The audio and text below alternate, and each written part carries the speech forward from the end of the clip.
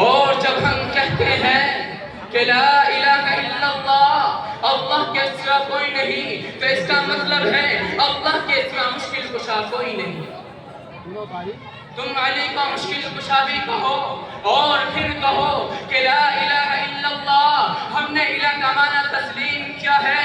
اور جب ہم کہتے ہیں کہ لا الہ الا اللہ، اس کا مطلب ہے لا مشکل کشا، لا حاجت روا، لا بگڑی بنانے والا، لا مختار کل، لا ہر جگہ موجود، لا عالم الغیب، کوئی نہیں الا اللہ مگر اللہ۔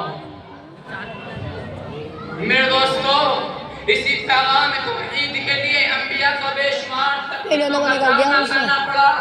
میرے دوستو، ایک جگہ قرآن میں ذکر آتا ہے اصحاب رسی کا، آپ کو اس کے معنی کا پتہ نہیں ہوگا، توجہ کریں۔ رسی عربی زبان میں کہتے ہیں کمبے کو، اصحاب رسی کا معنی ہے کمبے والے کون تھے۔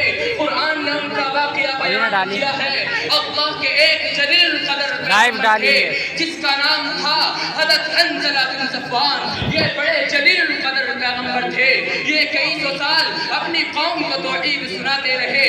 ایک مشکی پانی کی مشکیں بھرنے والا غلام کئی سو سال کے بعد ان کے ہاتھ پر کلمہ پڑھا، باقی پوری قوم پیغمبر کی دشمن تھی، صرف ایک غلام نے کلمہ پڑھا۔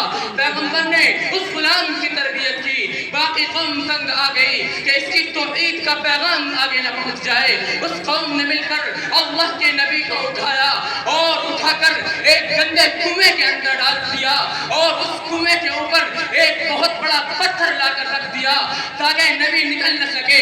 نبی کا جرم کیا تھا کہ نبی کہتا تھا کہ اللہ کے سوا کوئی نہیں۔ میرے دوستو، اللہ کا پیغمبر کہتے ہیں کہ اللہ کے سوا کوئی نہیں۔ قوم نے اس پیغمبر کو اٹھایا اور اٹھا کر کنویں میں ڈال دیا، اوپر سے ایک بہت بڑا پتھر رکھا۔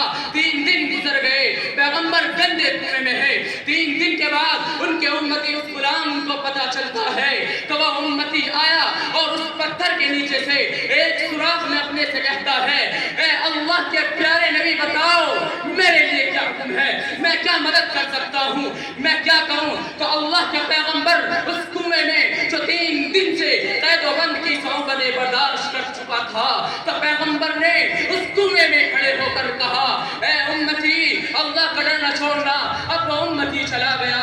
دوسرے دن پھر وہ غلام آیا، کہتا ہے میرے لیے کیا حکم ہے۔ تو پیغمبر کہتا ہے، اے امتی اللہ کے کلمے کو نہ چھوڑنا، اللہ کے دروازے کو نہ چھوڑنا۔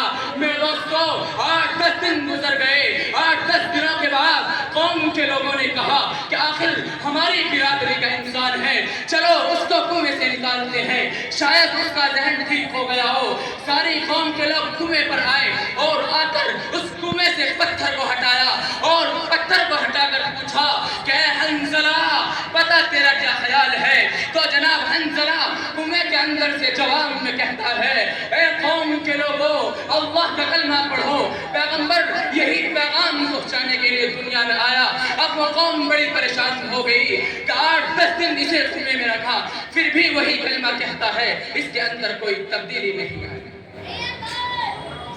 میرے دوستو، اس کے بعد قوم نے اتنا ظلم کیا کہ پورے علاقے کی مٹی اور گندگی اٹھا کر کنویں میں ڈالنا شروع کر دیا۔ پیغمبر کا جسم اتنا زمین میں دبایا کہ سر باقی ہے۔ قوم پوچھتی ہے کہ اے حنظلہ پتہ تیرا کیا خیال ہے۔ تو جناب حنظلہ بن صفوان نے کہا، لا الہ الا اللہ۔ اب اس بدبخت قوم نے پیغمبر کے منہ کے اوپر بھی مٹی ڈال دی اور پیغمبر کو زندہ کنویں کے اندر دفن کر دیا، اور پیغمبر کو کنویں کے اندر دفن کر کے اوپر سے مٹی ڈال کر ساری قوم اس کنویں کے اوپر کھڑی ہو کر ناچنے لگی۔ جب پیغمبر کے اوپر وہ قوم ناچنے لگی تو پھر اللہ کی غیرت کو جوش آ گیا۔ تو اللہ نے فرمایا، جا جبرائیل اس قوم کو صفحۂ ہستی سے مٹا دے جس نے میرے پیغمبر کو لا الہ الا اللہ کہنے کے جرم میں اس طرح تکلیفیں پہنچائی۔ میرے دوستو، توحید اتنا عظیم منصب اور عظیم پیغام ہے کہ 1,24,000 انبیاء بھیجے، پھر ان کی پاداش میں ان کو گھروں سے نکالا گیا، کسی کو پتھر مارے گئے، کسی کو جادوگر کہا گیا، کسی کو آرے کے نیچے چھینا گیا، کسی کو کنویں کے اندر ڈالا گیا، کسی کو آگ کے شیشے میں ڈالا گیا، اور کسی کو کنویں کے اندر زندہ درگور کیا گیا۔ میرے دوستو، حضرت حنظلہ بن صفوان کا کیا قصور تھا؟ صرف وہ کہتے تھے کہ لا الہ الا اللہ، صرف وہ کہتے تھے کہ توحید عظیم منصب اور عظیم پیغام ہے۔